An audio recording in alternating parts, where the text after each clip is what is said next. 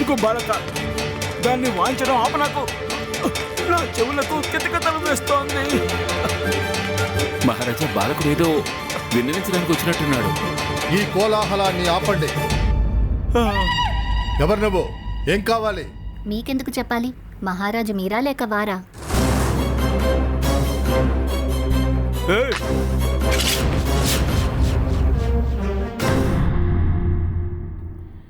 వేలుడంత లేడు, కానీ అతని మాటలు ఎలా ఉన్నాయో. ఏ బాలక, వెళ్ళిక్కడి నుంచి బయటికి వెళ్ళి ఆడుకో. నేను మహారాజుతో మాట్లాడుతుంటే మధ్యలో మాట్లాడడానికి నువ్వెవరు? నేనెవరా? అసలు నేనెవరని అడగడానికి నువ్వెవరు? భాస్కర్, శాంతించు. చెప్పు బాలక, ఏంటి నీ సమస్య? ధన్యవాదాలు.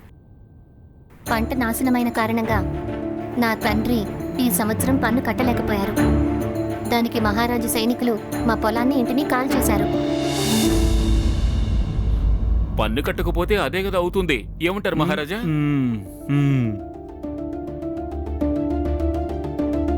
ఏ సమయంలో మా ఇంటిని కాల్చారో ఆ సమయంలో మా అమ్మా నాన్నలు ఇంటి లోపలే ఉన్నారు. మంటల్లో కాలిపోయి వాళ్ళిద్దరూ మరణించారు.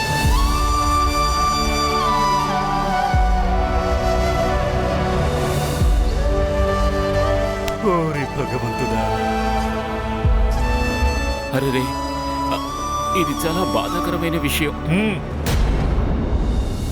బాలక, నీకు ఏదైతే జరిగినదో దానికి ఎంతో చింతిస్తున్నావు. కానీ నువ్వు ఇక్కడికి ఎందుకు వచ్చావు? నాకు న్యాయం కావాలని అడగడానికి వచ్చాను. నాకు న్యాయం కావాలి, న్యాయం కావాలి, నాకు న్యాయం కావాలి. చూడు బాలక, ఏదైతే జరగాలో అది జరిగిపోయింది. మాకు చాలా బాధగా ఉంది, కానీ న్యాయం కోసం ఇప్పుడు మేము ఏం చేయగలం చెప్పు. న్యాయం కోసం రెండే దారులున్నాయి, నా మెదడులో ఉన్నాయి. అవే నా మనసుకి ప్రశాంతతను ఇవ్వగలవు. చెప్పు మరి, ఏంటి ఆ మార్గాలు? నాకు మా అమ్మా నాన్నల ప్రాణాలను తిరిగి ఇవ్వండి, లేదా మీ ప్రాణాలను ఇవ్వండి.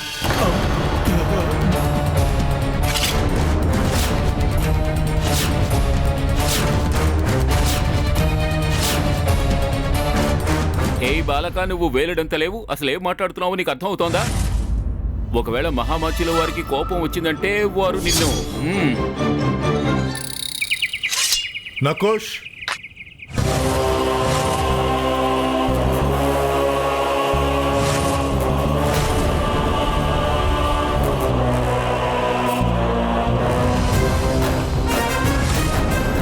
ఓరిని, ఇతనికి నిజంగానే కోపం వచ్చింది. మహారాజా, వారిని ఆపండి, లేదంటే బాలకుని హత్య జరిగిందంటే అనర్థం అవుతుంది.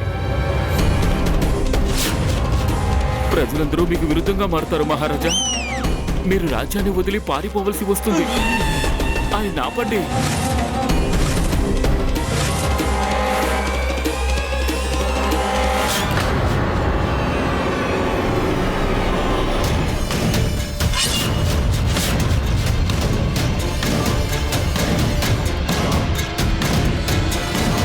అతను బాలకుడి మీద దాడి చేయడు కదా?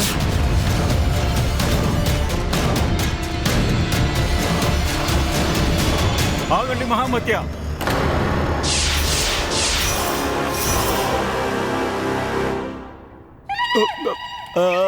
అంటే ఆగండి మహామత్యులు గారు, బాలకుడు కదా.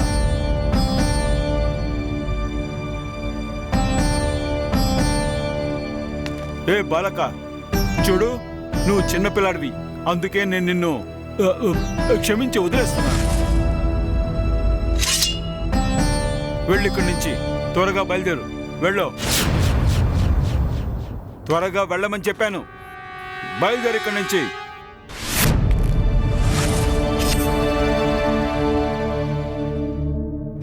చూడండి చూడండి చూడండి, న్యాయం కోసం వచ్చిన వాళ్ళని క్షమించి వదిలేస్తున్నారట. ఇదేనా విజయనగర సామ్రాజ్యము? న్యాయానికి ప్రసిద్ధి చెందింది ఇదేనా? కానీ ఇవాళ న్యాయానికి బదులు అన్యాయం జరుగుతోంది. అవును, అన్యాయమే జరుగుతోంది. ఏం చేస్తావు? వెళ్ళి ఇక్కడి నుంచి. నువ్వు చాలా తెలివైన వాడివి అనుకుంటున్నావా? ఇప్పుడే చెప్తాను.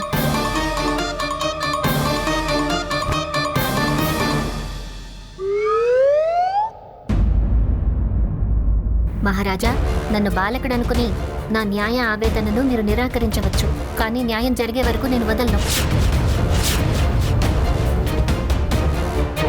ఈసారి విజయనగరంలో న్యాయానికి అన్యాయానికి యుద్ధం జరుగుతుంది. మహారాజా, మీకు రేపటి వరకు సమయం ఇస్తున్నాను. రేపు న్యాయం కోసం నేను మళ్ళీ వస్తాను. రేపు న్యాయానికి అన్యాయానికి యుద్ధం జరుగుతుంది. దానికి సాక్షిగా మారుతుంది సంపూర్ణ విజయనగరము.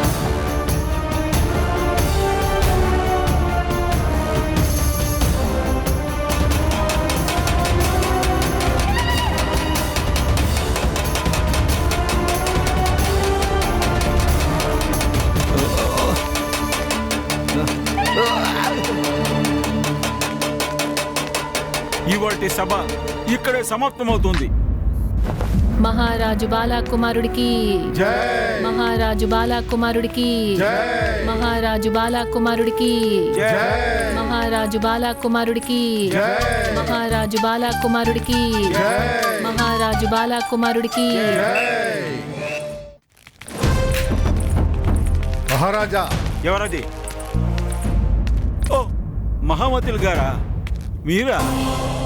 చెప్పండి, ఏమైంది? దర్బార్లో అందరి ముందు, సమస్త దర్బారు వాసులు ప్రజల సముఖంలో మీరు నన్ను ఆపారు. అది నాకు సరైన విషయం అనిపించలేదు. మీరు నన్ను ఎందుకు ఆపారో నేను తెలుసుకోవచ్చా? ఓరిని, నా పేరు ఎత్తరు కదా.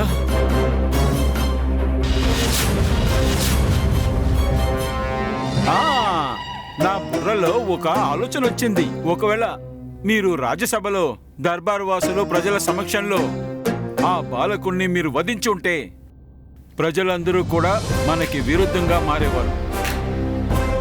అయినా మహామతులు గారు వాడొక చిన్న బాలకుడు, మొండికేస్తున్నాడంతే. మనం తనకి ప్రేమతో ఏదైనా బహుమానాలు ఇచ్చి మభ్యపెట్టి నచ్చ చెప్దాం. ఏంటి మహారాణి, సరైనదేనా? అవును, మంచి ఆలోచన. మరి మహామత్య, నేను వెళ్ళవచ్చా? అలాగే. పోదండి మహారాణి. నా వెనకాల ఎందుకు వస్తున్నావు? వెళ్ళి మహారాజుకి సేవ చేసుకో. నేను నా మహారాజుకే సేవ చేస్తున్నాను మహారాజా.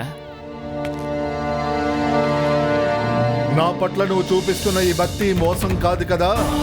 ఎందుకంటే మోసానికి శిక్ష నేను కాదు, నా ఖడ్గం విధిస్తుంది.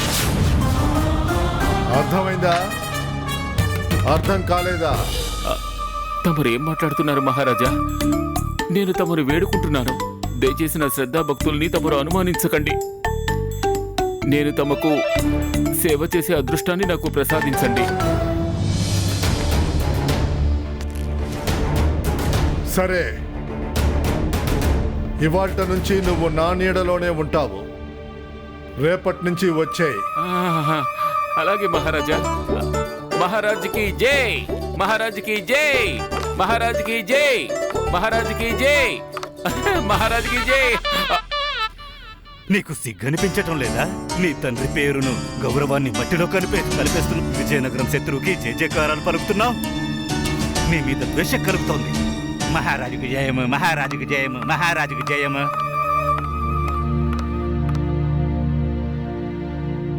తాత, నువ్వు నా గురించి తప్పుగా మాట్లాడినా, తప్పుగా భావించినా కాలం సమాధానం చెప్తుంది.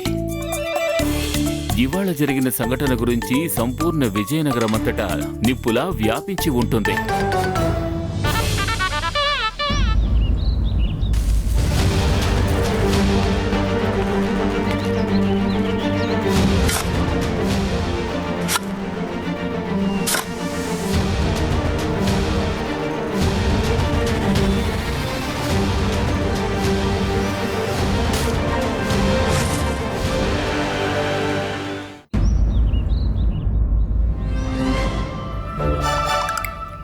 అరే, తప్పైపోయింది, క్షమించు, పొరపాటైపోయింది.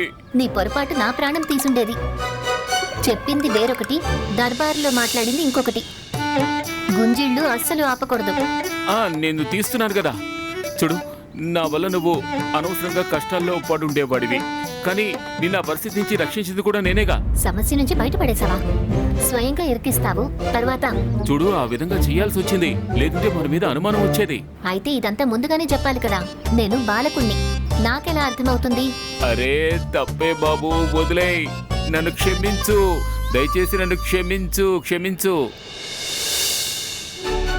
ఆ, అది సంగతి.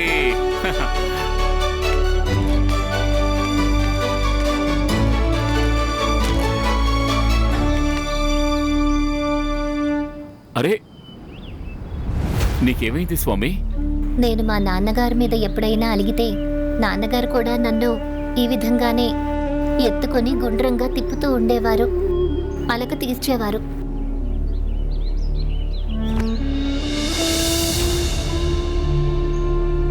నీ బాధ నాకు అర్థం అవుతోంది. తండ్రికి దూరమైతే ఆ బాధ ఎలా ఉంటుందో నాకు తెలుసు స్వామి. కానీ చూస్తూ ఉండు, నీకు న్యాయం జరుగుతుంది రేపు. నీకు ఎవరు న్యాయం జరిపిస్తారో అతను వచ్చిన తరువాత మళ్ళీ ఎప్పుడూ ఎవరికి అన్యాయం జరగదు. ఎందుకంటే రేపు దర్బార్లో జరగబోయే విషయం ఎవ్వరూ ఊహించలేంది.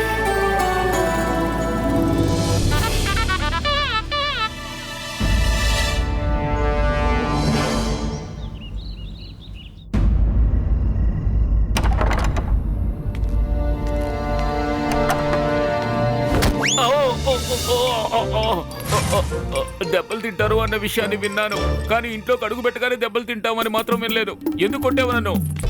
అరే, ఎందుకు కొడుతున్నావు? వద్దు, చెప్పు చెప్పు, నేనేం చేశాను? ఎందుకు కొడుతున్నావు? శారదామ్మ తను ఎందుకు కొడుతున్నారు? ఇప్పుడు ఏం చేశాడు మీరు నాకు చెప్పండి. నువ్వు రేపటి నుంచి నల్ల బట్టలు వేసుకోవాలని శారదామ్మ అంటున్నారు. అలాగే మెలిపెట్టు, అలాగే మెలిపెట్టు.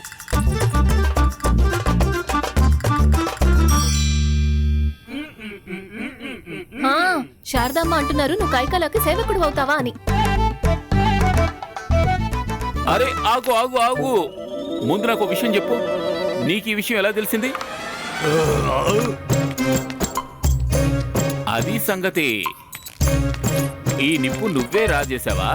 అన్నట్టు నాకు ఎంతో ముఖ్యమైన పని ఒకటి గుర్తొచ్చింది. నేను వెళ్ళాలి. ఎలా వెళ్తావు? నేను నీతో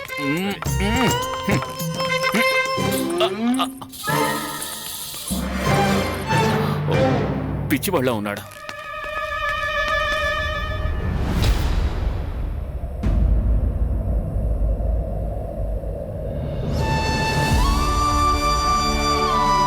నన్ను క్షమించండి నాన్న. మీ పుత్రుడికి మిమ్మల్ని చేరుకునే మార్గం మరొకటి కనిపించలేదు. అతి త్వరలో మిమ్మల్ని వెతికి ఇక్కడికి తీసుకొస్తాను.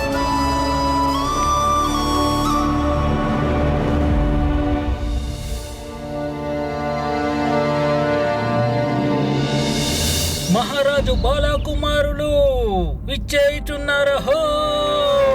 మహారాజు బాలకుమారులకు మహారాజు బాలకుమారులకు మహారాజు బాలకుమారులకు మహారాజు బాలకుమారులకు మహారాజు బాలకుమారులకు.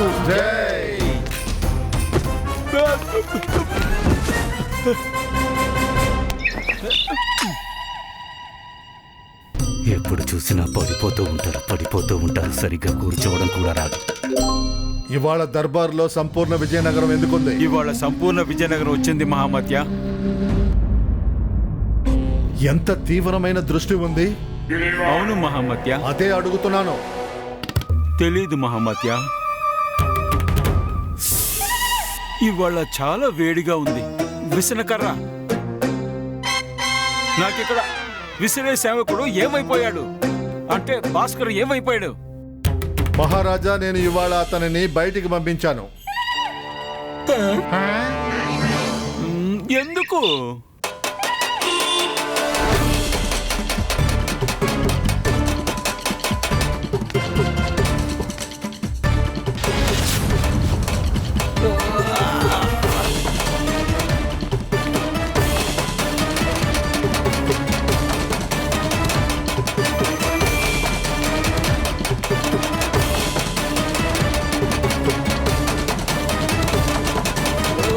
ఇలా కొట్టడం ఆపమని నీకు ఎన్నిసార్లు చెప్పాను?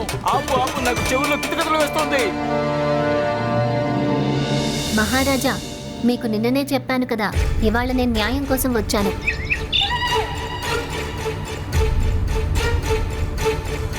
ఓపిక పుట్టు బాలక, నేను నిన్ను నిరాశ చెందనివ్వను. సేవక,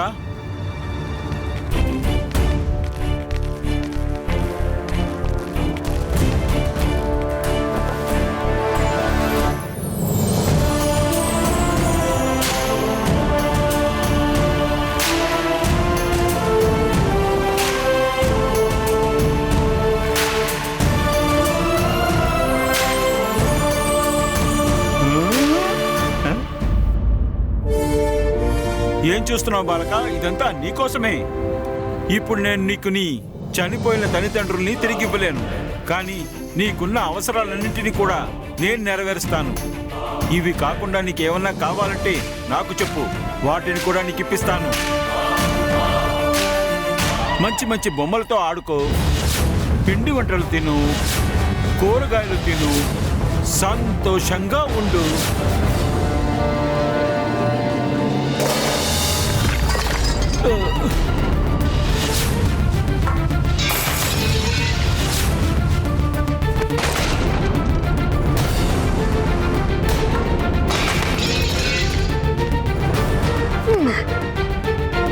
సంతోషంగా ఉండాలా? ఈ బొమ్మలతోనా? ఈ పిండి వంటలతో అన్నిటినీ మర్చిపోవాలా? ఈ స్వర్ణ ముద్రికల కోసం మా తల్లిదండ్రులను నేను అమ్మేసుకోవాలా? నాకు కావాల్సింది ఇవి కాదు. నాకు మా అమ్మా నాన్నల మరణానికి న్యాయం కావాలి.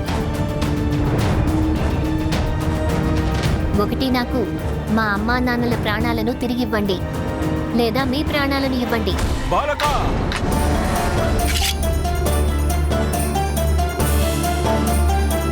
చూడు బాలక, నువ్వు ఇప్పుడు చిన్నవాడివి, అందుకే నీ ప్రతి దుస్సాహసాన్ని సహిస్తున్నాను. కానీ ఇప్పుడు నువ్వు నీ హద్దుల్ని దాటుతున్నావు. మహారాజా, మీరు ఆజ్ఞాపిస్తే.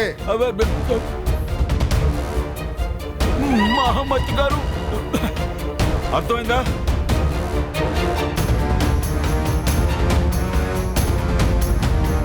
మీరెందుకు మౌనంగా ఉన్నారు? ఇక్కడ అన్యాయం జరుగుతోంది.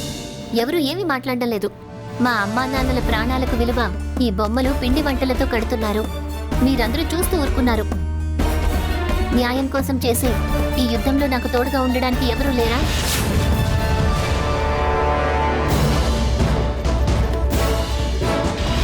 అన్యాయానికి విరుద్ధంగా నిలబడే వాళ్ళు ఇక్కడ ఎవరూ లేరా?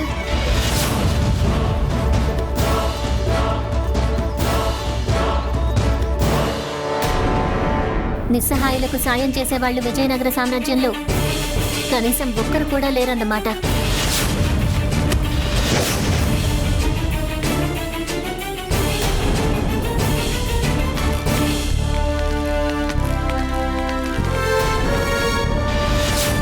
మా నాన్నగారు నాతో చెప్పారు, ఒకానొకప్పుడు ఈ రాజదర్బార్లో ఒకరుండేవారట.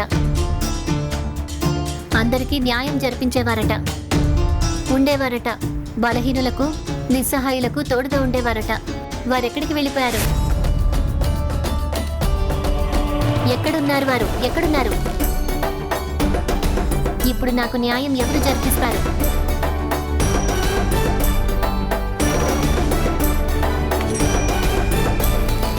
ఎక్కడికి వెళ్ళిపోయారు?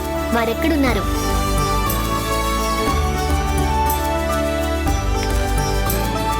మహారాజా, మహారాజా, అతను వచ్చేసాడు. వారు వచ్చేసారు మహారాజా.